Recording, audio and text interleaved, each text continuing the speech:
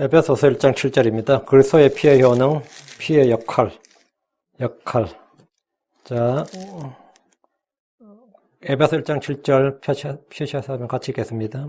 그 사랑하는 자 안에서 우리가 그분의 풍성한 은혜에 따라 그분의 피를 통해 구속고 죄들의 용서를 받았도다. 그분의 피를 통해 구속고 죄들의 용서를 받았도다. 오늘 전할 말씀은 그리스도의 피의 효능 역할에 관한 것입니다. 정확히 기도합니다.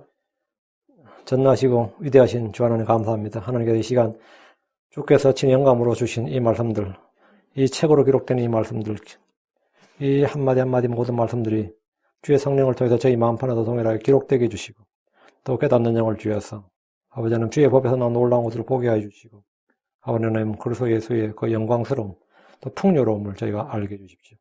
주께서 행하신 모든 말씀, 모든 일들뿐 아니라 주님께서 그 몸으로 또 죽으신 것 또 그 우리를 위해서 흘리신 그 피의 가치, 효능, 그 피의 기능과 역할에 대해서 오늘 선포하고자 합니다. 주의 성령께서 종을 사용하시고 주께서 친히 말씀해 주시고 듣는 모든 혼들이 주 앞에 있사오니 주의 말씀을 듣게 해주십시오. 감사드리며 주의 성기도 합니다. 아멘. 우리의 육체가 피를 담고 있듯이 성경은 피를 가득 담고 있습니다. 성경은 375구절에서 447번 447번에 걸쳐서 blood, 피라는 단어가 나옵니다. 피는 육체의 생명입니다. 육체의 피는 육체의 생명입니다. 육체의 생명은 피에 있습니다. 레위기 17장 11절에 이는 육체의 생명이 피에 있기 때문이니라. 우리가 생명이 어디 있느냐, 생명이 신비할 때 생명이 어디 있느냐 하면 심장에 있다, 머리에 있다 그런 게 아닙니다. 생명은 피에 있습니다. 레위기 17장 14절에 이는 피가 모든 육체의 생명이기 때문에 육체의 피는 육체의 생명을 위한 것이니라. 그러므로 내가 이스라엘 자손에게 말하기를 너희는 어떤 육체의 피든지 먹지 말라 하였나니 모든 육체의 생명은 그 육체의 피인즉 모든 육체의 생명은 그 육체의 피인즉 누구든지 피를 먹느냐 끊어지리라. 피가 육체의 생명이고 육체의 생명이 피에 있다는 것은 생물학적 기본적인 사실이고 지식입니다. 성경은 피가 모든 육체의 생명이기 때문에 육체의 피는 육체의 생명을 위한 것이라 이렇게 말합니다. 그럼 그리스도의 피는 뭘 위한 겁니까? 예수 그리스도의 피. 십자가에 흘리신 예수 그리스도의 피는 무엇을 위한 것이냐 이거. 우리의 영적 생명을 위한 것입니다. 영원한 생명, 영존하는 생명을 위한 것입니다. 현 세상에서 처음 피를 흘리고 죽은 사람은 첫사람 아담이 아니라 아벨입니다. 그럼 현 세상에서 처음 피를 흘리고 죽은 창조물은 피조물은 뭐냐? 사람이 아닙니다. 어린 양입니다. 가장 먼저 피를 흘리고 죽은 창조물은 가장 먼저 피를 흘리고 죽은 사람은 아벨이에요. 아담이 아니라 아벨이죠. 가장 먼저 피를 흘리고 죽은 창조물은 아벨이 아니라 에덴의 동산 낙원에서 죽은 어린 양입니다. 에덴의 낙원에서 첫사람 아담이 죄를 지었을 때 그는 그날 죽게 되었습니다. 주께서 명령하시기를 창세기 2장 17절에 선악을 알게 하는 나무에서 나는 것을 먹지 말라. 그 나무에서 나는 것을 먹는 날에 내가 반드시 죽으리라. 언제 죽는다고요? 먹고 난 후에 죽는 게 아니라 먹는 날에 죽는다고. 먹었던 날, 그날에 죽어야 됩니다. 그는 선악을 알게 하는 나무에서 나는 걸 먹었습니다. 그러나 그날 그는 죽지 않았고 930년이나 더 살았습니다. 930년 살았어요. 창세기 5장 5절에 아담이 산 전생에는 930년이었으며 그가 죽으니라. 930년 살고 죽었다 이 말이죠. 아담은 하나님 말씀하신 그날에 왜 죽지 않은 것입니까? 오늘날 대부분의 보수 기독교나 복음주의 기독교라는 분들은 아담이 그날 죽은 것은 영이라고 합니다. 하나님이 내가 반드시 죽으리라 이렇게 말씀하실 때 반드시 죽으리라는 것은 당연히 아담의 몸이었습니다. 영이 아니라 몸이었습니다. 근데 아담 몸은 930년 뒤에 죽었다고요. 아담이 선악을 알게 한 나무에서 나는 것을 먹고도 죽지 않았던 것은 그를 대신해서 그날 누군가가 죽었기 때문입니다. 대속의 죽음이 있었다 이 말입니다. 하나님은 에덴의 동산에서 범죄한 아담과 여자를 대신해서 그날 누군가를 죽였습니다. 아담이 죽은 게 아니고 하나님께서 누군가를 죽였다고. 하나님께서. 창세기 3장 21절에 주 하나님께서 또한 아담과 그의 아내에게 가죽옷을 만들어 입히시니라. 주 하나님께서. 주어는 하나님이. 주 하나님께서. 또한 아담과 그의 아내에게 가죽옷을 만들어 입히시니라. 하나님은 범죄한 사람들을 대신해서 어린 양을 잡아 죽이시고 그들에게 가죽옷을 만들어 입히셨습니다. 피는 혼을 속죄합니다. 주께서 말씀하셨습니다. 내가 피를 너에게 주어 제단 위에 뿌려 너희 혼을 위해 속죄하게 하였나니 피가 혼을 위해 속죄하느니라. 피가 혼을 위해 속죄하느니라. 피의 가장 큰 효능은 생명을 위한 것이고, 둘째가 혼을 속죄하는 겁니다. 하나님은 구약의 역사를 통해서 반복해서 이 진리, 이 사실을 가르치셨습니다. 죄로 인해 죽게 된 사람들은 죄업물의 피로 속죄해야 됩니다. 출애굽기 3장 10절에 아론은 한 해에 한 번 분향제단의 뿔들 위해서 속죄해 죄업물의 피로 속죄할지니, 피로 속죄할지니, 그는 너희 대대로 한 해에 한 번 그 제단 위에서 속죄할지니라. 그것은 주께 지극히 거룩하니라. 피 흘림이 없이는 사면이 없습니다. 그래서 우리 주님은 자신의 피를 흘리셨습니다. 예수님의 피는 죄들의 사면을 얻게 하려고 흘린 피였습니다. 주께서 유월절 만찬하시면서 자신의 피에 대해서 말씀하셨습니다. 마태복음 26장 28절에 이것은 죄들의 사면을 얻게 하려고 많은 사람을 위하여 흘리는 나의 피, 곧 세상 속 언약의 피니라. 두 가지를 말했습니다. 죄들의 사면을 얻게 하려고. 다음으로 상속 언약의 피다. 언약의 피다. 주 예수님은 자신의 피가 죄들의 사면을 얻게 하려고 흘리는 피요, 세상 속 언약의 피라고 하셨습니다. 자, 그럼 우리 시간에 그리스도의 피의 효능, 피의 효력에 대해서 성경을 찾아서 공부해 보겠습니다. 첫째, 하나님의 심판을 돌리는 피입니다.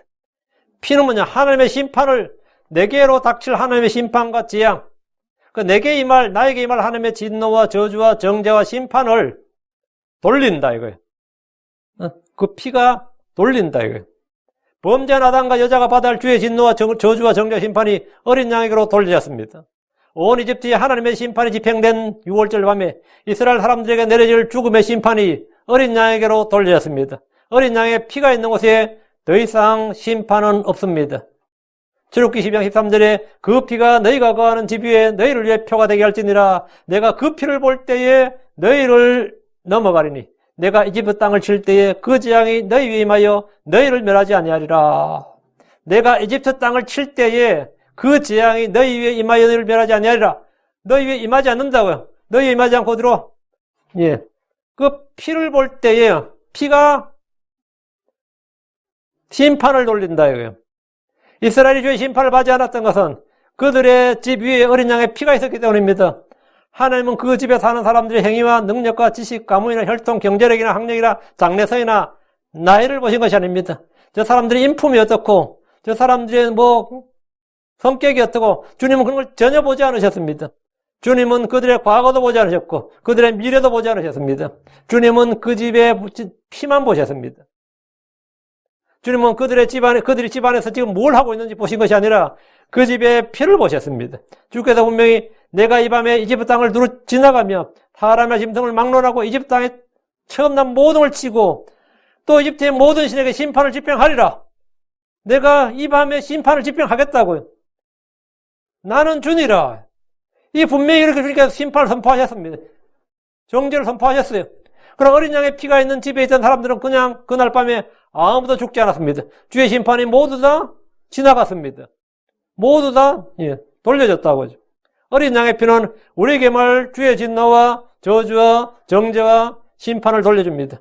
내가 심판을 받지 않는 유일한 이유는 내가 의롭거나 선했거나 하나님을 찾았거나 아닙니다. 주님께서 피를 흘리셨기 때문입니다. 주께서 피를 흘리셨다. 십자가에서 주님 자신이 나를 위해 피를 흘리셨다. 이것이 뭐냐? 내가 주의 심판, 저주, 진노, 정죄 이런 걸 하나도 받지 않는 이유입니다. 예수로는 우리의 유월절 어린 양입니다. 고린도서 5장 1절에 그러므로 너희는 누룩 없는 자들이 새 덩어리가 되기 위하여 묵은 누룩을 제거하라. 우리의 유월절 어린 양 곧 그리스도께서 우리를 위하여 희생물이 되셨느니라. 우리를 위해서 희생물이 되셨느니라. 주님께서 유월절 어린 양 곧 그리스도 우리의 유월절 어린 양 우리가 준비하고 우리가 마련한 그 유월절 어린 양 곧 그리스도께서 우리를 위하여 희생물이 되셨느니라. 예수로는 세상 죄를 제거하는 하나님의 어린 양입니다. 침례 요한은 예수님을 보고 그분이 하나님의 어린 양임을 증언했습니다. 요한복음 16절에 예수님께서 거니실 때 그분을 보고 이르되 하나님의 어린 양을 보라 하나님의 어린 양이로다 이 말이에요. 그분은 하나님의 어린 양이요 우리의 유월절 어린 양이시고 흠도 없고 점도 없는 어린 양입니다. 우리가 어떻게 구속을 받았는지 생각해 보십시오. 성경 말하기를 베드로전서 1장 19절에 오직 흠도 없고 점도 없는 어린 양의 피 같은 그리스도의 보배로운 피로 된 것이니라. 뭘로 우리가 구속받았냐? 보배로운 피로 된 것이니라. 피로 되었다 이거. 피로 되었다. 예수로의 피로 말미암아 율법의 정죄와 저주 아래 있던 사람들, 하나님의 심판을 받아야 할 사람들이 안전합니다. 내가 그 피를 믿는다면 이제 우리에게는 뭐가 없다. 정죄 심판이 없는 겁니다. 정죄 심판이 없어요. 피가 있는 곳에는 정죄도 저주도 심판도 진노도 없다 이거예요. 피가 있는 곳에는. 출애굽기 12장 23절에 주께서 두루 지나가시며 이집트 사람들을 치실 때에 문의 임방과 양옆 기둥에 피를 보시면 주께서 그 문을 넘어가시고 파멸시키는 자가 너희 집에 들어가 너를 치지 못하게 하시리라. 하나님 어린 양의 피 외에 그 집에 다른 무엇도 보시지 않았습니다. 내가 저놈은 반드시 죽여야 되는데 저 살려놔도 좋을 거 없는 사람이다. 주님 그런 거 주님 다 아시죠, 사람을. 주님은 과거에 우리가 뭘 했는지 아시고 현재가 어떤지 미래가 어떤지 다 아시지만 주님은 그런 걸 보시지 않습니다. 주님은 피를 보신다요. 하나님 어린 양의 피 외에 그 집에 다른 무엇도 보지 않았습니다. 피를 보시면 주께서 그 문을 넘어가시고 파멸시키는 자가 그 집에 들어가지 못하게 하였습니다. 어린 양의 피가 심판을 돌려놓은 겁니다. 피가 심판을 돌려놓는다. 예수로의 피는 나에게 임할 모든 정죄와 저주와 심판과 진노를 다 돌려놓습니다. 다 돌려놓습니다. 그래서 나는 이제 그런 것이 나에게 올 것 같아도 실제 나에게 임하지 않습니다. 왜? 피가 있기 때문입니다. 피가 있기 때문에. 둘째, 죄를 씻기는 피입니다. 그리스도의 피는 나의 더러움과 죄를 씻긴다. 씻긴다 할 때 씻긴다. wash 또는 cleanse. 씻긴다. 죄와 불법으로 더럽혀진 혼을 깨끗하게 씻는 것은 예수로의 피밖에 없습니다. 그분의 피는 하나님의 피이기 때문입니다. 사람의 죄는 비누나 천연 소다로 깨끗하게 씻을 수 없습니다. 죄는 양심과 마음과 생각과 혼을 더럽히기 때문에 이것을 씻을 수 있는 것은 세상에 없습니다. 몸을 물로 씻듯이 혼은 어린 양의 피로 씻습니다. 사람의 혼은 어린 양의 피로 씻는다. 그래서 성경은 율법에 따라 거의 모든 것이 피로서 깨끗하게 되나니 이랬습니다. 수많은 종교에서 마음을 닦는다, 마음을 맑게 한다, 영혼을 깨끗하게 한다며 다양한 방법을 제시하지만 모두 헛짓입니다. 그런 것들은 결코 씻겨지지 않습니다. 어린 양의 피는 죄를 씻고 혼을 깨끗하게 합니다. 종교적 수련이나 금욕이나 고행 등은 몸을 만족시키는 데는 유익할지 몰라도 죄를 씻기는 데는 아무런 소용이 없습니다. 구약의 제사장들은 나병 환자를 정결하고 선포할 때 피를 취하여 그 사람에게 바르게 했습니다. 레기 14절에 제사장 그 범법물의 피 일부를 취하여 정결하게 될 자의 오른쪽 깃볼과 오른손 엄지와 오른발 엄지에 바를 것이요. 피를 취해서 몸에 바르도록 했죠. 나병은 부정한 병, 나병하면 부정한 병입니다. 나병은 부정한 병이에요. 부정한 병으로 알려져 있는데 나병 환자가 정결하게 될 때 피를 바르게 했듯이 제단을 깨끗하게 할 때도 피를 바르게 했습니다. 물로 씻지 않고 피를 쓴 것은 죄를 정결하게 하는 것이 어린 양의 피이기 때문입니다. 성경 말합니다. 계시록 1장 5절에 또 신실한 증인이시여 죽은 자들 중에서 처음 나신 분이시며 땅의 왕들의 통치자신 예수로부터 은혜와 평강이 너에게 있기를 원하노라. 우리를 사랑하사 자신의 피로 우리의 죄들에서 우리를 씻으시고. 누가요? 주님께서 우리를 사랑하사 자신의 피로, 주님 자신의 피로 우리의 죄들에서 우리를 씻으시고 씻으셨다. 죄들에서 우리를 씻으셨다고요. 제가 늘 말하죠. 이건 킹제임스 성경에는 다른 어디도 나오지 않습니다. 개혁성 같은 데는 뭐 해방시키시고 이렇게 나오지, 뭐 씻으시고라는 게, 여러분은 피로 씻음 받았느냐 이거예요. 주 예수의 피가 그 피로 우리의 죄들을 우리를 씻으시고. 예수의 피는 무슨 피냐? 죄를 씻으시는 피다. 죄를 깨끗하게 한다. 예수님은 우리를 사랑하사 자신의 피로 우리의 죄들에서 우리를 씻으셨습니다. 요한일서 1장 7절. 그러나 그분께서 빛 가운데 계신 같지만 우리가 빛 가운데 거리면 우리가 서로 교제하고 또 그분의 아들 예수로의 피가, 그분의 아들 예수로의 피가 모든 죄에서 우리를 깨끗하게 하느니라. 피가 깨끗하게 하는데 모든 죄에서 우리를 깨끗하게 하느니라. 죄를 씻고 우리를 깨끗하게 하는 이것이 뭐냐? 그래서 피의 효능, 피의 효력입니다. 그 당신은 어떻게 깨끗함을 받았냐? 어떻게 죄상을 받았느냐? 예수님의 피를 흘리셨다고. 예수님의 피로 나는 깨끗함을 받았다고. 물론 믿음으로 그랬습니다. 은혜로 했습니다. 별의별 다른 말 해도 무슨 말인지 다 알아듣겠지만 가장 정확한 말은 뭐냐? 예수의 피로. 예수의 피로. 이게 굉장히 중요한 겁니다. 예수 피로. 물론 어떤 사람이 기도에 병이 났는데 병을 고침받았어요. 어떻게 병이 나았습니까? 그러면 기도해서 나았습니다. 말 되죠? 할렐루야 하지. 믿음으로 나왔습니다. 하나님 은혜로 나왔습니다. 주님 긍휼을 베푸셨, 이게 다 되는데, 주님이 나를 고치셨습니다. 이거보다 더 확실한 건 없어요. 주님이 그 일을 하셨습니다. 그보다, 다른 무슨 말보다 주님이 날 고치셨습니다. 주님이 고쳐주셨습니다. 그보다 더 확실하고 클리어한 말 없어요. 물론 우리가 어떻게 죄를 씻음 받으면 믿음으로 내가 정결하게 되었습니다. 성령께서 어떻게, 다 말이 되는데, 주 예수님의 피가 나를 씻으셨다. 이거보다 더 분명한 없어요. 주 예수님의 피가 나를 씻으셨다고. 주 예수님의 피가, 하나님께서 자신의 피로 우리의 죄들을 씻으시고, 그럼 내가 깨끗한 거지. 참 뻔뻔스럽네. 어떻게 자기가 깨끗하다고 할 수 있느냐. 이렇게 말할 수 있을지 몰라도, 그건 내 생각이고, 주께서 자신의 피로 나를 씻으셨다고. 됐지? 거룩히 구별하는 피입니다. 그리스도의 피는 우리를 거룩히 구별한다는 건 분리시키는 피다. 분리시킨다. separate. 히브리 10장 19절에 하나님의 아들을 발로 밟고 자기를 거룩히 구별하는 언약의 피를 거룩하지 아니한 것으로 여기며 은혜 영계 물에 행한 자가 당연히 받을 것을 생각할 때는 형벌을 얼마나 더 극심하겠느냐 너희 생각해보라 했습니다.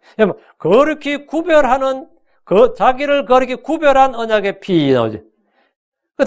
우리는 뭘로 구별된? 사람들은 나는 부자고 저는 가난하면 사는 세계가 틀려. 직업으로도 구별하고 학력으로도 구별하고 나는 좋은 대학 나왔어. 너는 학교도 못 나왔어. 구별합니다. 부자 가난한 구별해요. 우린 주로 외모로 구별해. 인물 좋은 안 좋다. 집안이 좋다 안 좋다. 사는 세계가 달라요. 생활이 달라요. 별소리 다 하면서 구별하죠. 사람들은 주로 그런 식으로 구별합니다.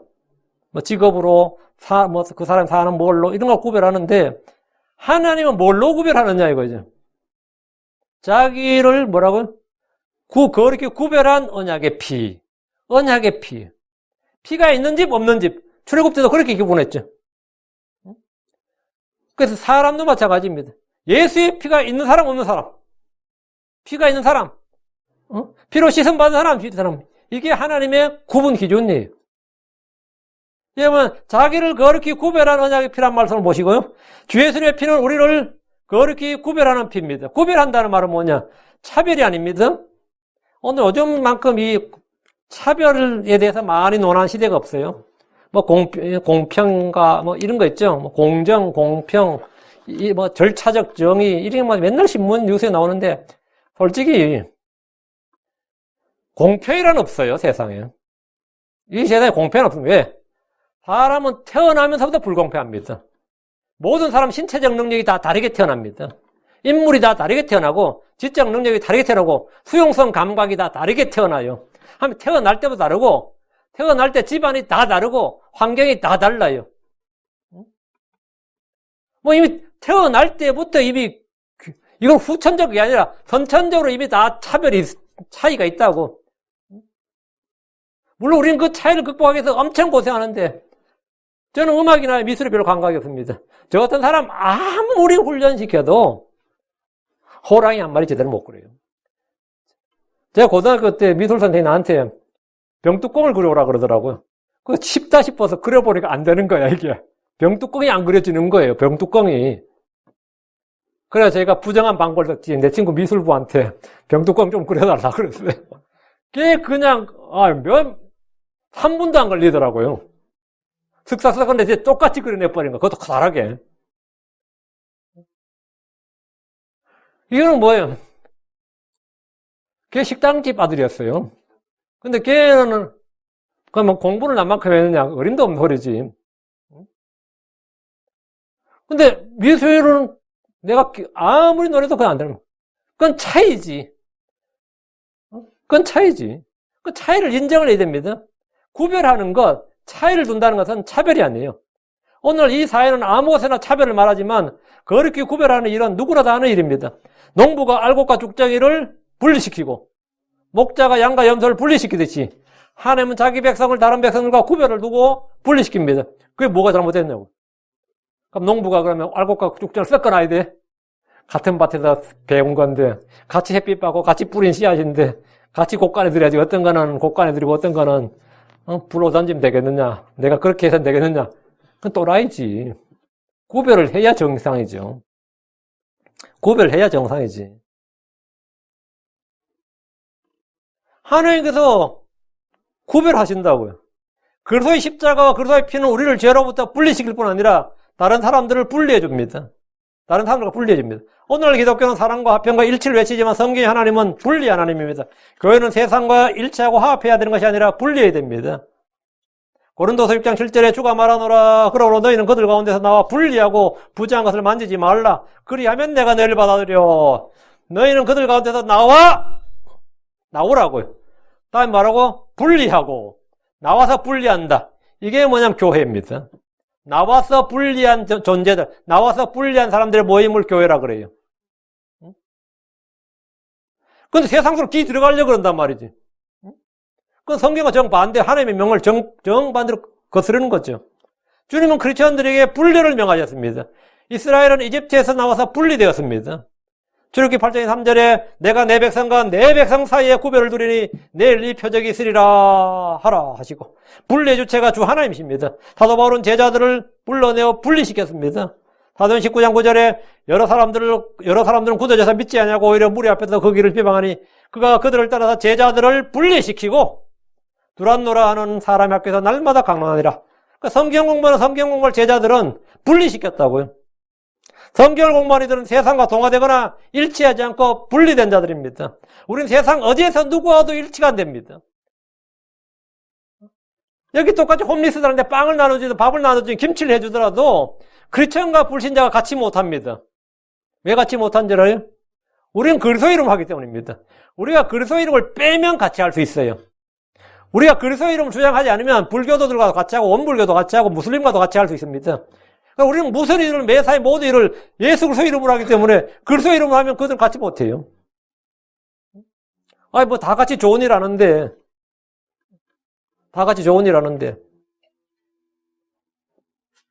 근데 그리스도 이름을 안 하는 사람들은 아무하고나 같이 할 수 있겠지만 그리스도 이름을 하는 사람들은 누구하고도 함께하지 못합니다. 자동으로 분리가 됩니다.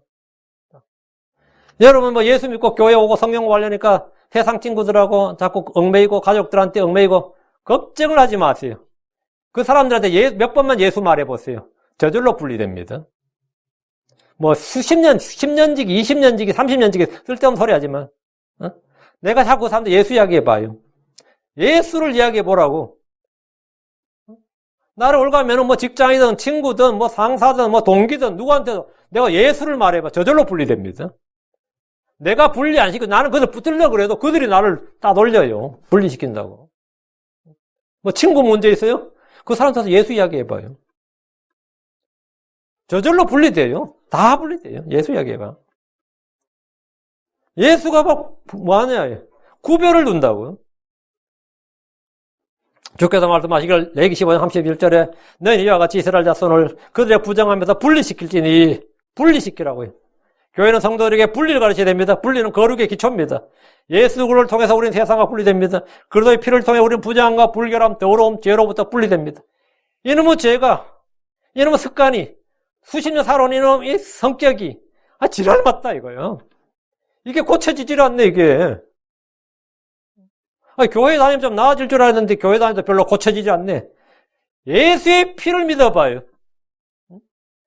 자꾸 예수 이름으로 예수의 피를 불러봐. 불결, 부정함, 사악함, 더러움, 악함, 상상, 생각 저절로 쫙 분리가 됩니다. 안 될 것 같아요? 한번 해봐요. 저절로 쫙 분리가 돼요. 거짓된 것들로 쫙 분리가 된다고. 물과 기름이 저절로 쫙 분리가 되듯이 그리스도의 피는 우리를 죄인들로부터 세상으로부터 단절과 분리를 일으킵니다. 성경에서 거룩하라는 명령은 분리하라는 명령입니다. 거룩과 성별의 기초는 분리입니다. 거룩히 구별했다는 말은 따로 떼어놓아서 분리했다는 말입니다. 히브리서 9장 13절에 황소와 염소의 피와 암송아지 죄를 부정한 자에게 뿌려 육체를 거룩히 구별하고 정결하게 하거든. 황소와 염소의 피와 암송아지 죄를 부정한 자에게 뿌려 육체를 거룩히 구별했다. 황소와 염소의 피가 부정한 자를 거룩히 구별하고 정결하게 한다면 예수 그리스도의 피는 우리를 죽은 행위로부터 양심을 깨끗하게 합니다. 예수님은 자신의 피로 백성을 거룩히 구별하셨습니다. 히브리서 13장 12절에 그러므로 예수님께서 친히 자신의 피로 백성을 거룩히 구별하시려고 뭘로? 예수님께서 친히 자신의 피로 구별하시려고. 성문 밖에서 고난을 당하셨느니라. 예수님은 자신의 피로 우리를 구별하신다. 자신의 백성을 구별하신다고. 자신의 피로 백성을 거룩히 구별하시려고. 이것이 분리입니다. 이것이 피의 효능이고 피의 권능이에요. 이게 예수의 피를 믿는 피의 권능이라고. 피의 능력이라고요. 피는 우리를 뭐라? 분리시킨다고.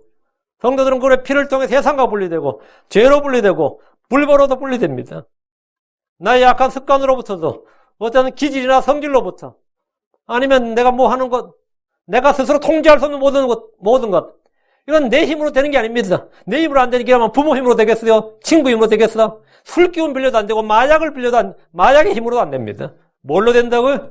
예수의 피로 됩니다. 예수의 피로 돼요. 피가 뭐냐예요?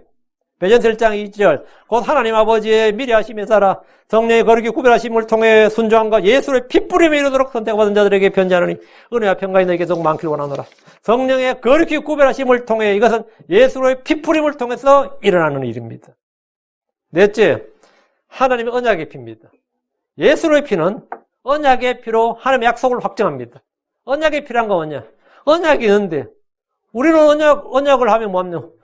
증거가 있어야 될 거 아니에요, 언약에는. 그 뭐 도장을 찍든지 사인을 하든지 말이죠. 담보물을 맡기든지, 맞죠? 예수님께서는 자신의 하신 말씀을 뭘로 확정을 하셨느냐? 자신의 피로 확정하셨다. 그게 언약의 피입니다. 어린 양의 피는 주께서 세우신 언약의 증표입니다. 성경에는 주께서 주신 표가 있습니다. 하늘의 무지개가 다시는 물로 세상을 심판하지 않으신다는 하나님의 언약의 표입니다. 할례는 아브라함과 맺은 하나님의 언약의 표입니다. 안식일은 하나님과 이스라엘 사이에 맺은 언약의 표, 하나님의 표적입니다. 부활은 예수로께서 하나님의 아들이라는 표적입니다. 표입니다. 사람들은 언약을 맺을 때 계약서를 작성합니다. 담보물을 잡기도 합니다. 하나님께서 사람들과 맺은 언약의 표는 뭐냐예요? 사람들은 이게 하나님의 언약의 표, 이게 뭐냐? 피입니다. 출애굽기 4장 8절 모세가 피를 취해 백성에게 뿌리며 이르되 주께서 이 모든 말씀에 관하여 너희와 맺은 언약의 피를 보라 하니라. 주께서 이 모든 말씀에 관하여 너희와 맺은 언약의 피를 보라. 그건 하나님께서 나와 계약을 맺었다. 하나님께서는 그냥 하나님 일방적으로 말씀하셨다. 야, 하나님의 말씀 나와 뭐 했더니 언약 관계다고요. 이건 계약 관계단 말이죠. 약속이 지어져 있단 말이에요. 뭐 여러분 여러분에게 뭐 해줄게 그럼 그건 뭐죠? 약속이죠. 그 약속의 증표가 필요하단 말이지. 하나님께서 이렇게 너에게 복을 주리라, 너에게 뭐 다스리게 하라, 너희 땅에서 뭐 하리라. 엄청난 약속을 많이 하셨는데, 그 약속의 표가 뭐냐고. 그 피로 약속을 인치셨다. 그 언약의 피다. 언약의 피를 보라. 언약의 피를 보라. 예? 우리 언약의 피를 보면 되죠. 언약의 피가 여기 있잖아요. 계약서가 여기 있지 않냐고. 여기 네 사인이 여기 있지 않냐. 그렇죠. 우리는 그것만 보면 돼요. 내 감정은 중요하지 않습니다. 내가 어떻게 느끼느냐, 어떻게 생각을 중요하지 않아요. 더 중요한 건 뭐라고요? 이 증서예요, 증서. 이 피가, 언약의 피가 중요해요. 언약의 피를 보라고. 우리는 예수의 피를 보면 되는 거죠. 첫 상속 언약도 피를 통해 봉헌되었고, 새 상속 언약도 피를 통해 체결되었습니다. 히브리서 9장 18절에 21절에 보면 이러므로 첫 상속 언약도 피 없이 봉헌되지 아니하였나니 모세가 율법에 따라 온 백성의 모든 훈계를 말한 뒤에 송아지와 염소의 피를 물과 주홍색 양털과 우슬주와 함께 취하여 그 책과 온 백성에게 뿌리며 이르되 이것은 하나님께서 너희에게 명하신 상속 언약의 피라 하였고 또한 성막과 섬기는 일에 쓰는 모든 것에 피를 뿌렸느니라. 모든 것이 피를 뿌렸다고요. 왜? 이건 하나님의 증서다 이거. 하나님께서 인증하신 것이다. 이건 그 누구도 피할 수가 없는 겁니다. 사람이 무효화시킬 수도 없고 깰 수도 없고 취소할 수도 없고 내가 취소한다고 취소되는 것도 아니에요. 이건 하나님의 피라고. 하나님 언약의 피라고요. 모세가 피를 왜 뿌린 겁니까? 어린 양의 피가 하나님의 언약의 증표고 증거이기 때문입니다. 이것은 계약서에 찍힌 하나님의 도장이고 서명입니다. 하나님이 이 피를 통해 율법의 말씀이 이스라엘과 하나님 사이에 맺어진 언약이란 계약이란 사실을 분명히 했습니다. 개인 간에도 언약이 있고 회사 간에도 언약이 있고 국가 간에도 언약이 있습니다. 그 조약이라고 그러죠. 하나님과 이스라엘 사이에 맺어진 언약이 모세 율법입니다. 주 예수님과 우리 사이에 맺어진 언약이 복음의 말씀입니다. 누가복음 22장 20절에 저녁 식사 뒤에 잔도 그와 같이 하여 이르시되 이 잔은 너희를 위하여 흘린 나의 피로 세우는 새 상속 언약이니라. 이 주 예수를 믿으라 그리하면 내가 구원을 받으리라. 이걸 어떻게 하래? 주 예수를 믿으라 그럼 내 죄가 사함을 받으리라. 어떻게 하냐고요? 그 증거가 뭐냐? 예수의 피가 언약의 표예요. 예수의 피가 우리는 그 피만 보면 됩니다. 그 피만 보면 그것은 100% 보증이 되는 겁니다. 언약의 표는 어린 양의 피입니다. 주 예수를 믿는 자는 누구나 구원을 받는다. 누구나 주의 사명을 받는다. 누구나 하나님의 아들들이 되고 누구나 그의 상속자가 된다는 것은 주님이 세우신 새 상속 언약입니다. 우리는 그분의 피를 통해서 그 언약의 표를 받은 겁니다. 이 언약은 주께서 자신의 피로 세우셨기에 그 누구도 깨뜨릴 수가 없고 바꿀 수도 없고 취소할 수도 없고 무효로 만들 수가 없습니다.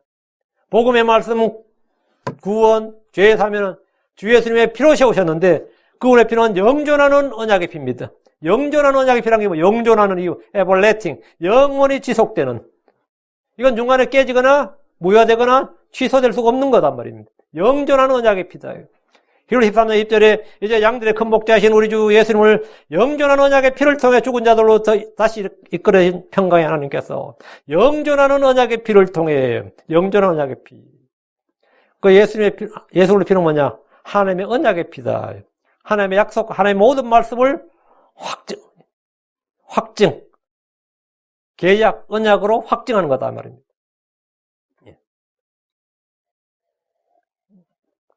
다섯째, 하나님이 값을 치른 피. 그리스도의 피는 우리의 혼을 산 값입니다. 사람들 사이에 흔히 하는 말 중에 하나가 세상에 공짜는 없다는 겁니다. 제가 중학교 때 선생님이 들은 말이 뭘 하든 성공을 하려면 그만큼 대가를 지불해야 된다. 그 선생님 말씀 참 성경 말씀은 아닌데 거의 진리에 근접해요. 뭘 하든 성공을 하려면 그만큼 대가를 지불해야 된다. 대가를 지불해야 된다. 누군가에게 경고할 때 뭐라죠? 너는 반드시 값을 치를 것이다. You will pay for that. 경고지. 네 거기에 대해서 값을 치러야 된다고. 대가를 치르게 될 것이다. 이런 말 하죠. 하나님이 죄인들을 구원하시려면 하나님이 거저되는 게 아닙니다. 하나님이 죄인들을 구원하시고 의롭게 하시려면, 하나님이 죄인들을 자신의 아들로 입양하시려면 하나님은 뭘 해야 된다고요? 값을 치러야 돼요. 하나님이 값을 치러야 된다고요. 공짜로 되는 거 아닙니다. 저절로 되는 거 아닙니다.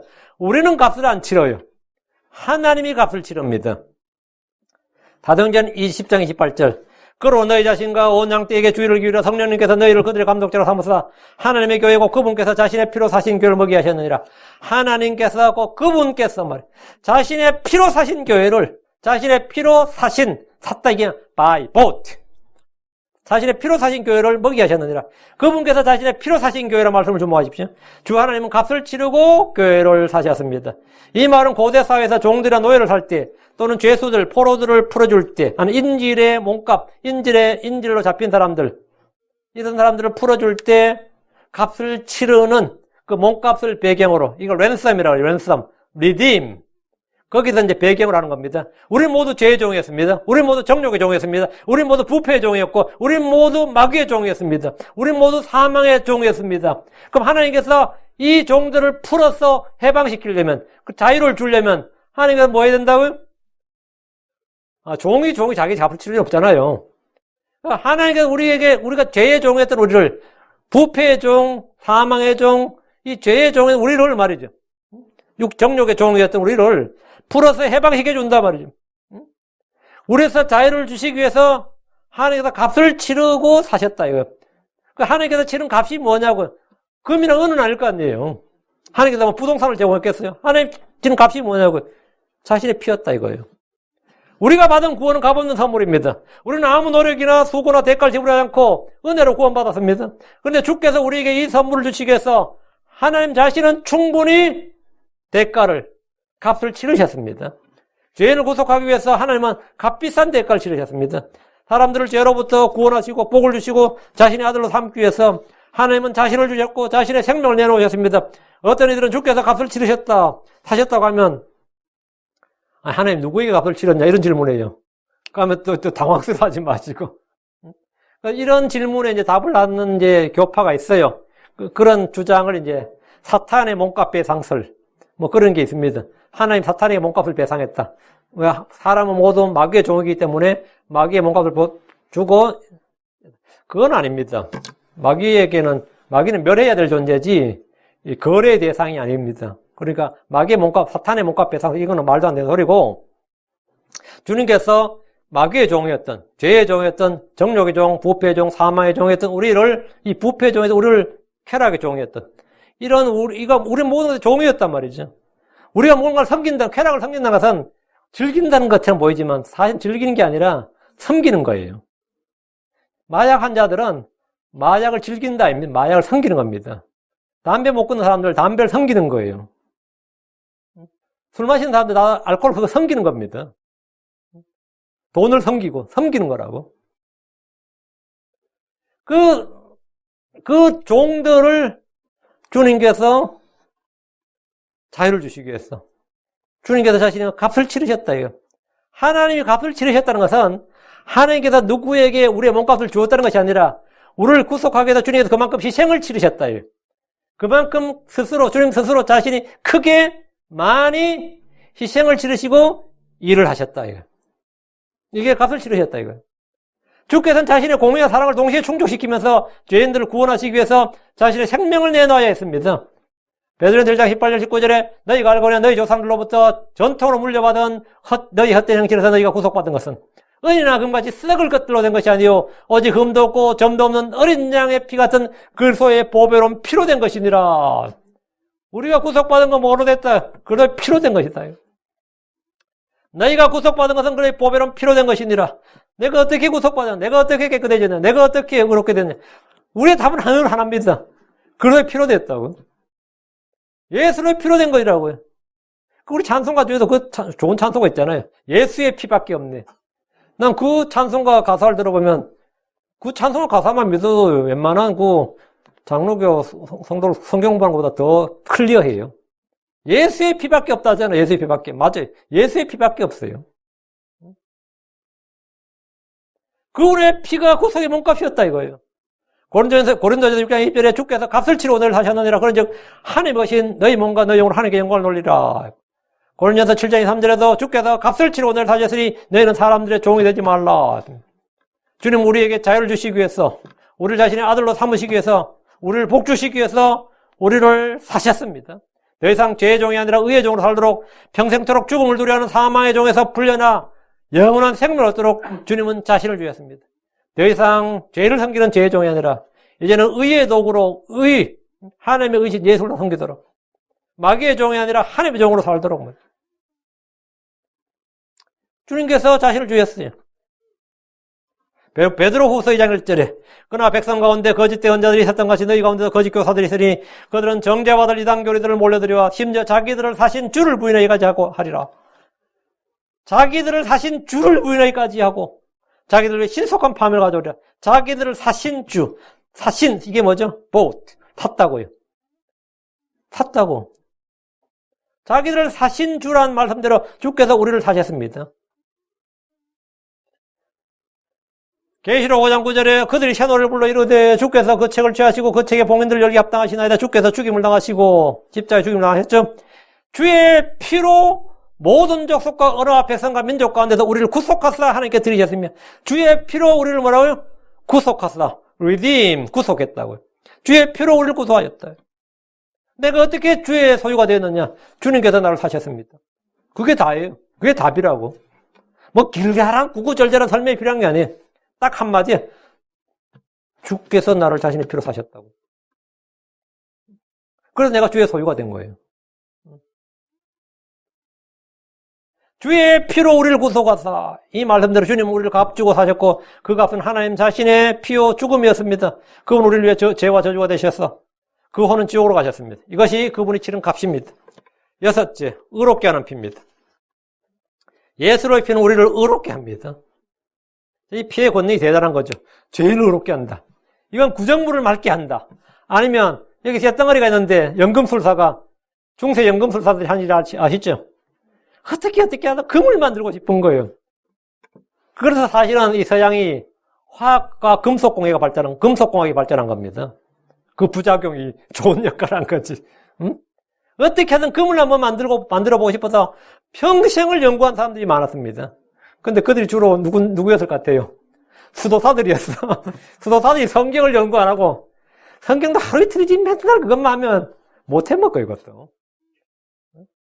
그러니까 다른 데 관심을 기울여야 되는 거예요. 근데 중세 수도사들은 금을 만드는데 인생을 바쳤습니다. 금을 만듭니다.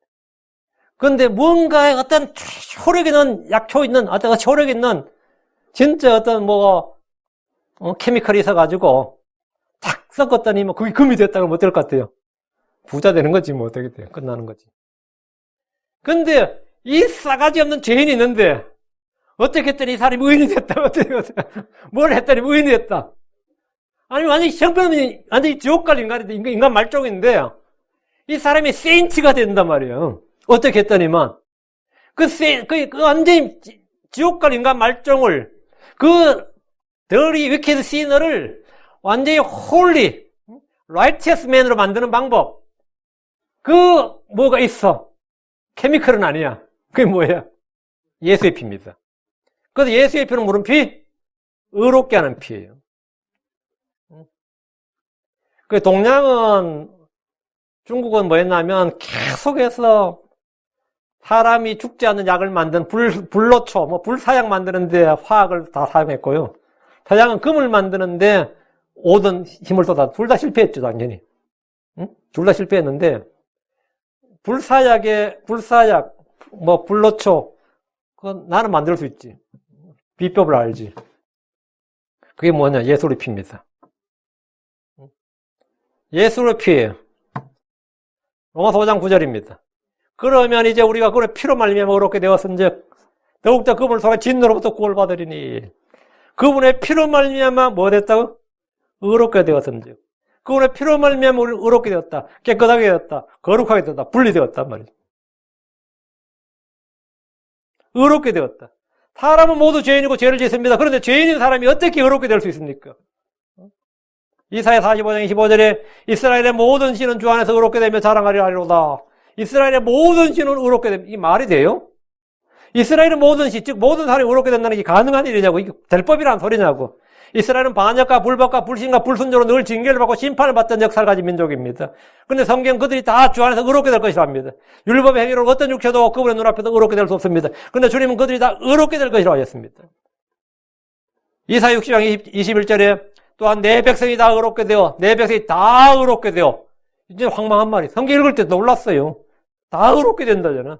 영원토록 그 땅을 상속받으니 그들은 내가 심은 가지요, 내가 영광을 받으려고 내 손으로 만든 작품이라. 죄인이 의롭게 되는 방법. 그래서 예수님 안에 있는 구속을 통해서입니다. 로마 3장 24절.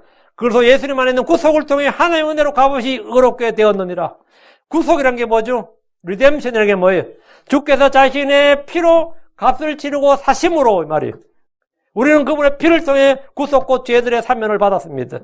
에베소 1장 7절 그 사랑 안에서 우리가 그분의 풍성한 은혜에 따라 그분의 피를 통해 구속고 죄들의 용서를 받았도다. 그분의 피를 통해란 말씀대로 그분의 피가 의의 근거입니다. 그분의 피가 구속고 죄의 사면의 근거입니다. 피가 없이는 죄의 사면도 없습니다. 그분의 피를 통해 우리는 모두 죄들의 용서를 받았고 의롭게 되었습니다.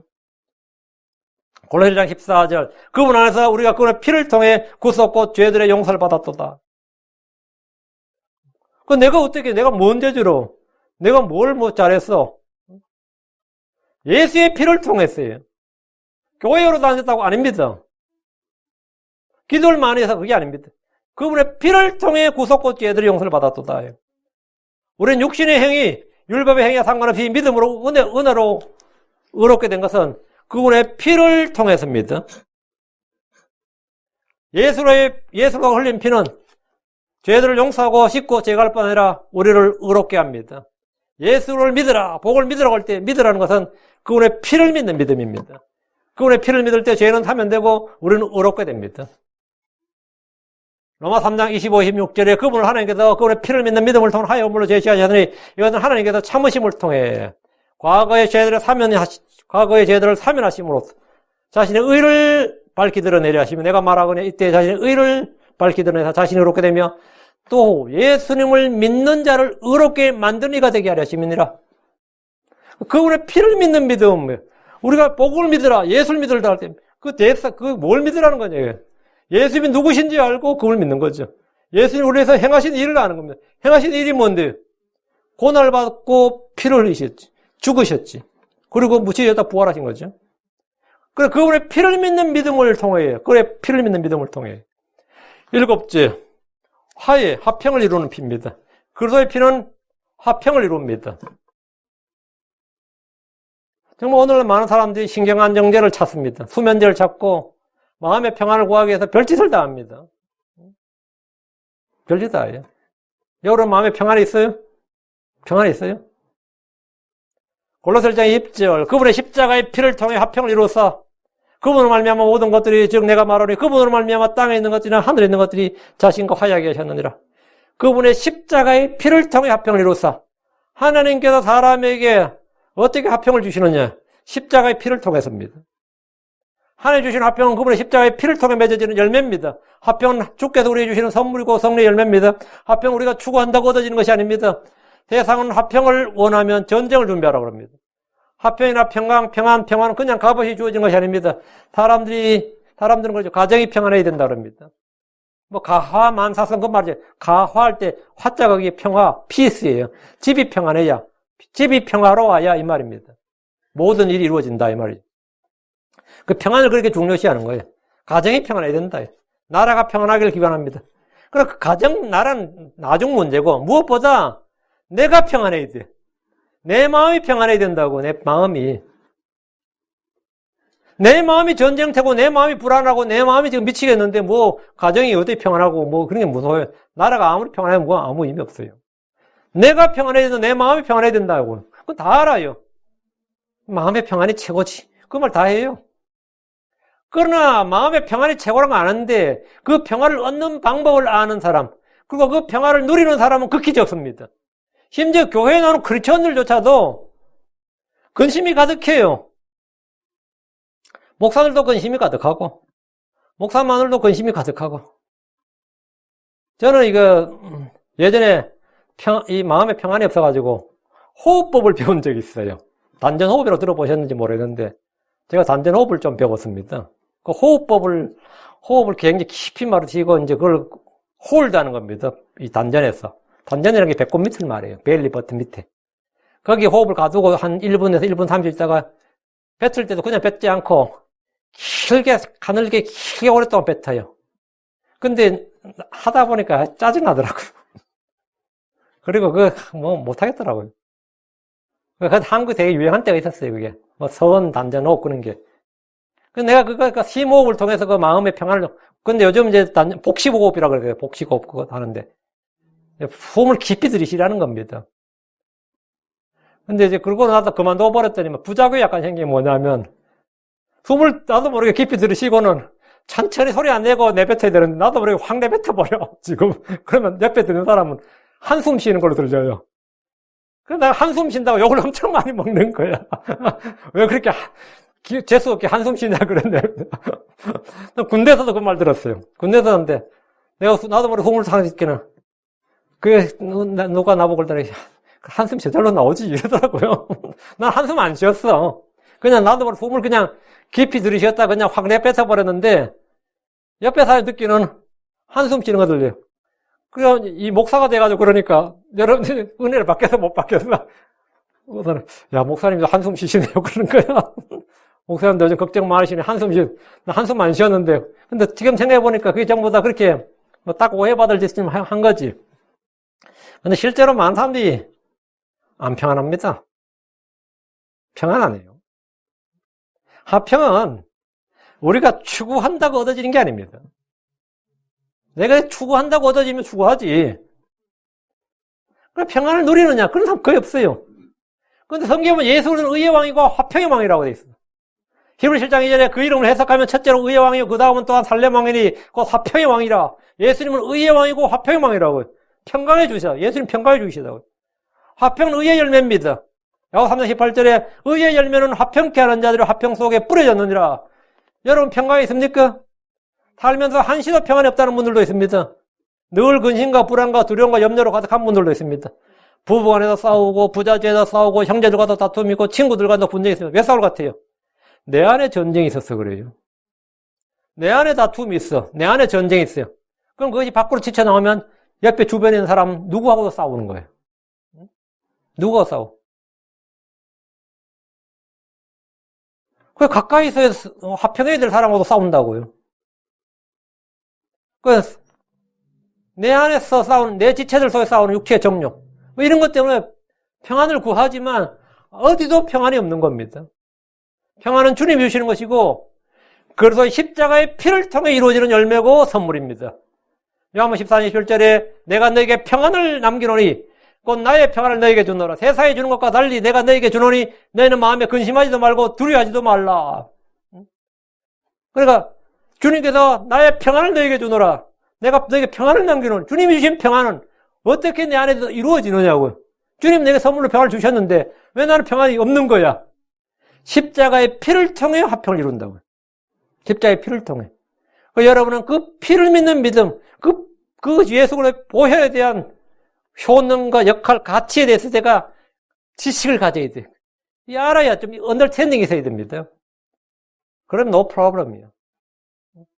내 마음에 이 트러블이 생길 때마다 십자가의 피를 딱 보면 돼요. 그러면 하나님 화평이 내 안에 이루어진 거예요. 성령의 열매로서 하나님 왕국이 내 안에서 임하고 이루어지는 것을 즉시로 체험합니다. 몇 날 며칠 뒤에가 아니라 즉시로 체험해요. 그게 특효약 수준이에요. 특효약 수준이에요. 여덟째, 가깝게 하는 피입니다.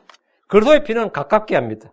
하나님과 나를 가깝게 하고 유대인과 이방인을 가깝게 하고 원수들과 나도 가깝게 한다고.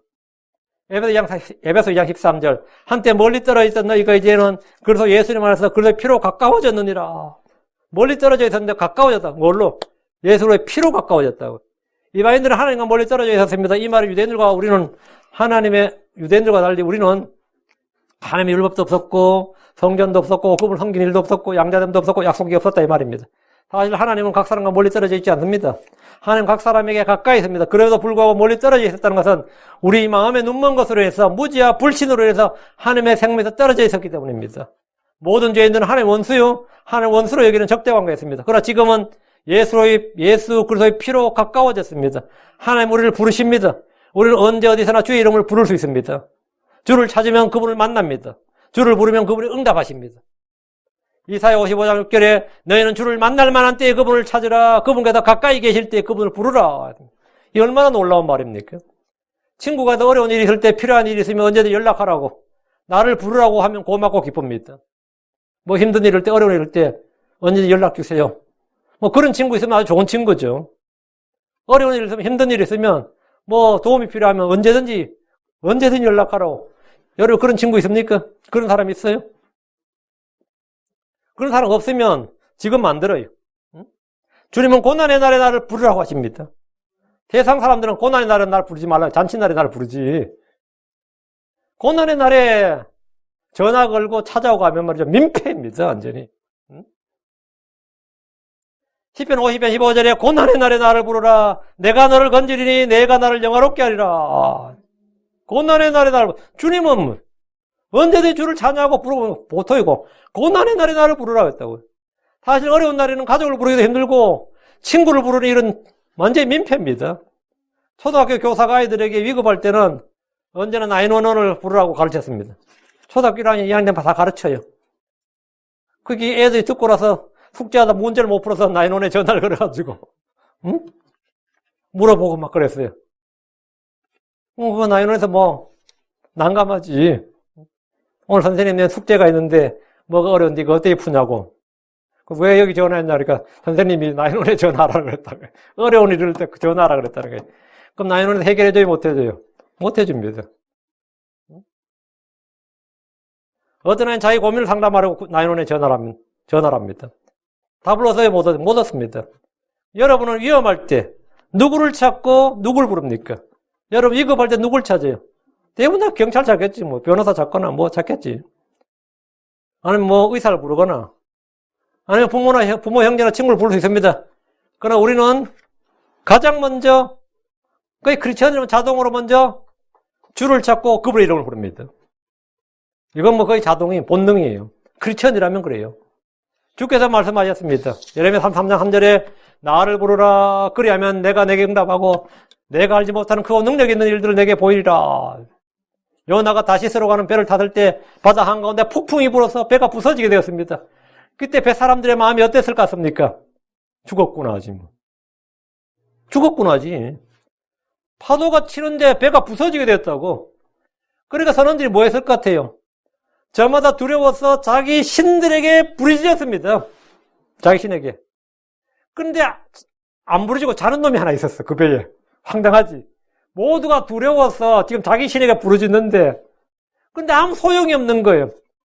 근데 그 배에 한 놈이 특이한 한 사람이 있었으니 자고 있는 거야. 그 와중에. 그 선장이 그 자고 있는 요나에게 와서 내 하나님을 부르라 했어요. 요나에게. 이 선장이 걸작이야. 내 하나님을 부르라 이렇게 요청했습니다. 요나 1장 6절에 그러므로 선장이 그에게 가서 그에게 이르되 오 잠자는 자여 어찌된 일이냐 일어나 내 하나님을 부르라 혹시 하나님 우리를 생각하시면 우리가 망하지 아니하리라 하니라.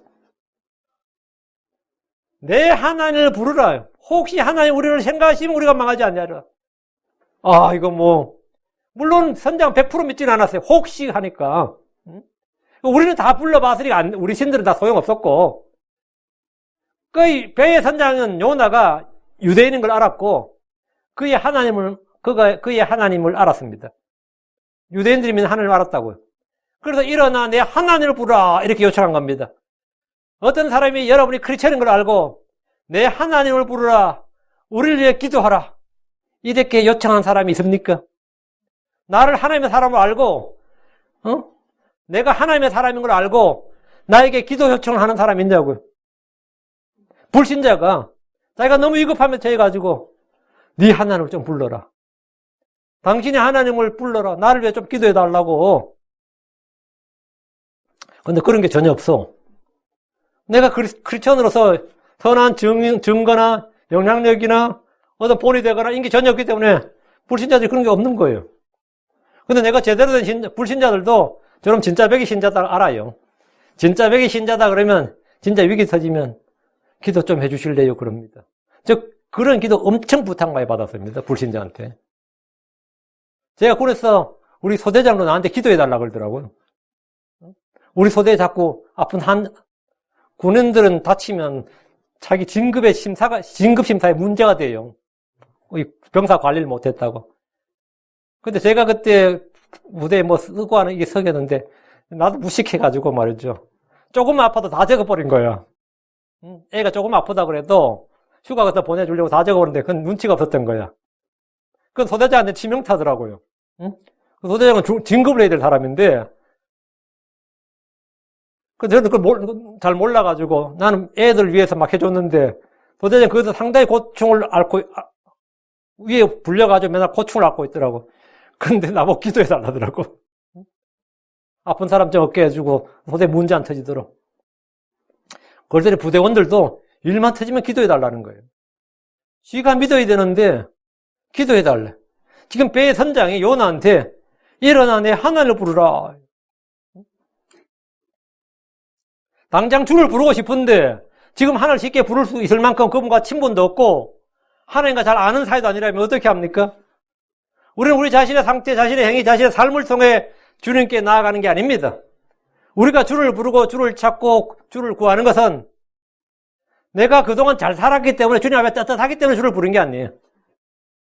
주님께서 흘리신 피가 있기 때문에 그 피를 통해서 주님께 가까이 나가는 겁니다. 그래서 내가 언제든 주께 가까이 나아갈 수 있는 것은 내가 그동안 참 교회 생활 잘하고 성경 많이 읽고 기도 많이 하고 전도 많이 하고 할 거 그래도 했으니까 내 양심에 거리낌이 없어 주 앞에 나가는 게 나의 의와 나의 행위를 가지고 주님 앞으로 나가는 게 아니라 주님이 흘리신 그 피를 가지고 나가는 거예요. 대제사장이 성소 안에 들어갈 때 피를 들고 가듯이 우리는 하나님 앞에 나갈 때 뭐라고요? 항상 예수의 피를 의지해서 나가는 겁니다. 그건 that's okay. no problem이에요.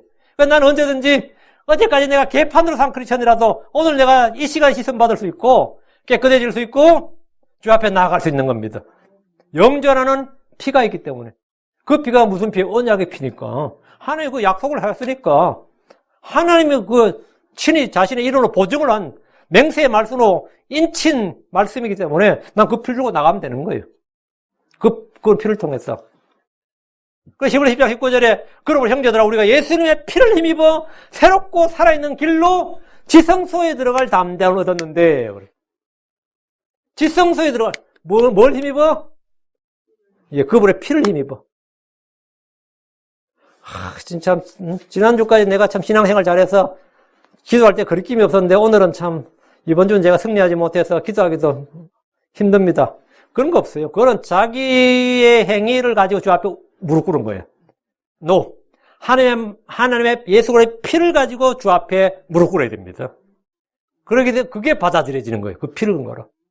나의 행위에 상관없이, 나의 삶과 상관없이, 나의 어떤과 상관없이, 나의 지금 내 감정과 상관없이 예수의 피를 근거로 주님 앞으로 나아가는 거예요. 구약의 대제사장도 피 없이는 지성소 들어가지 않았습니다.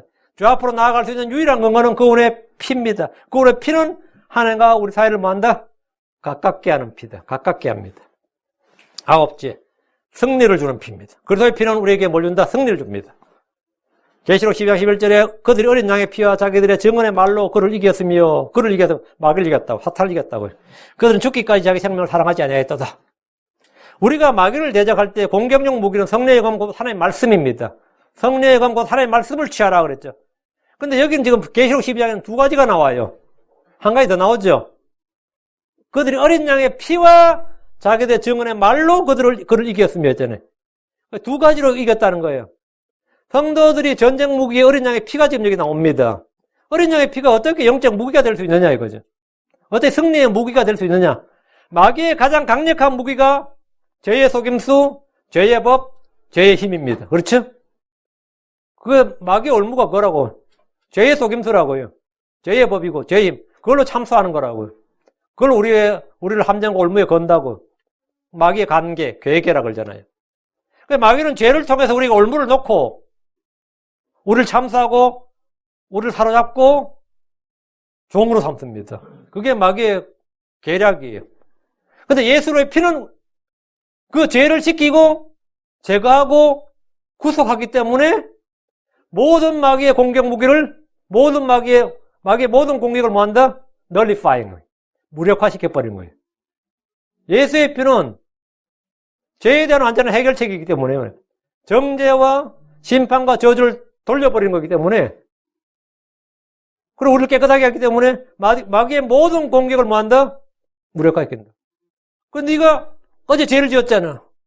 네가 크리스천에서 어제 죄를 지었잖아. 그럼 오케이. 예수의 피가 뭐한다고요?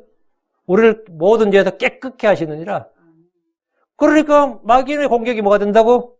무력화가 되는 거예요. 그 예수의 피는 마귀의 불화살, 마귀의 불같은 공격을 다 막아내는 믿음의 방패예요. 예수의 피를 믿는 믿음이 바로 뭐하냐 이거예요. 그 예수의 피는 죄를 지키고 제거하고 구속하기 때문에 그리고 우리를 그렇게 구별하고 하나님 앞에 가깝게 하기 때문에 마귀의 모든 공격을 무력화시켜버리고 그래서 어린 양의 피가 승리의 도구요 강력한 무기가 되는 겁니다. 마귀의 공격을 막는 믿음의 방패는 그분의 피를 믿는 믿음입니다. 그분의 피가 있는 곳에는 정죄가 없고 마귀의 잠수가 아무 소용이 없고 예수의 피가 있는 곳에는 우리의 더러움이 없고 정죄가 없습니다. 저주가 없고 심판이 없습니다. 예수의 피가 있는 곳에는. 그리고 예수의 피, 이것이 바로 그리스도의 피의 효능이다 말이에요. 오늘 그래 피의 효능에 대해서 9가지를 제가 성경에서 정리해서 여러분 전했습니다. 저는 여러분이 이 예수의 피에 대해서 이 분명한 그 인식, 어떤 영적인 그 지식, 진리의 지식, 그리고 어떤 믿음, 이런 걸 좀 갖길 바랍니다. 그럼 여러분은 평생에 골든키를 하나 갖고 있는 거예요. 어떤 문제에서도 진짜 모든 문제 내라고요. 내 손에 해답지가 있다 이거예요. 내 손에 어떤 문제 나에게 골든키가 있다 이거예요. 예수의 피는 바로 모든 면에서 효능이 있습니다. 우리 마음을 깨끗하게 하는데 그분의 피의 효능, 피밖에 없어요. 죄를 지키는 것도 그런 피밖에 없고 주님께 가까이 나게 하는 것도 그런 피밖에 없고 주님이 주신 평안을 내 안에 하나님의 평안이 내 안에 확 월킹하게 하는 것도 효력있게 일하게 하는 것도 피밖에 없어요. 더 전하기가 힘드네. 여기까지 하고요. 말씀을 여러분 또 한번 집 와서 한번 다시 찾아보시고 묵상하시고 이 피에 대해서 깊은 저를 주시도록 하나님께 성령께 구하고 성령의 은혜를 좀 도움을 받길 바랍니다. 기도합시다. 위대하시고 거룩하신 주하나님 감사합니다. 오늘 선포한 주의 말씀이 성도들 마음 안에 잘 전달되길 바라고, 아버지는 이 말씀이 한 목재에서 받은 말씀인지 아버지는 찌른 채찍 같고, 또 아버지는 단단히 박힌 목과 같이 저희 마음이 박히고 금강석 촉으로 새긴 그런 이 말씀이 되도록 해주셔서 모든 사람이 읽고 하는 생명의 서신으로, 아버지는 저희가 그리스도의 서신으로 이 말씀들이 주의 영으로 기록되길 원합니다. 아버지 하나님 도와주십시오. 그래서 이 말씀이 풍성히 마음에 거하게 하시고 주의 성령이 충만하게 저희 속에 임하게 하여 주시옵소서. 이전 주의 영을 구합니다. 주께서 도와주십시오. 그래서 여기에서 빛을 비추어 주시고 성도들이 잘 듣고 잘 믿고 잘 알고 이 말씀을 흘려버리지 않고 빼앗기지 않게 하옵시고, 아버지 믿음과 결합해서 효력 있게 권위 있게 이 말씀이 열매 맺게 되기를 원합니다. 감사드리며 주의 성기도합니다. 아멘.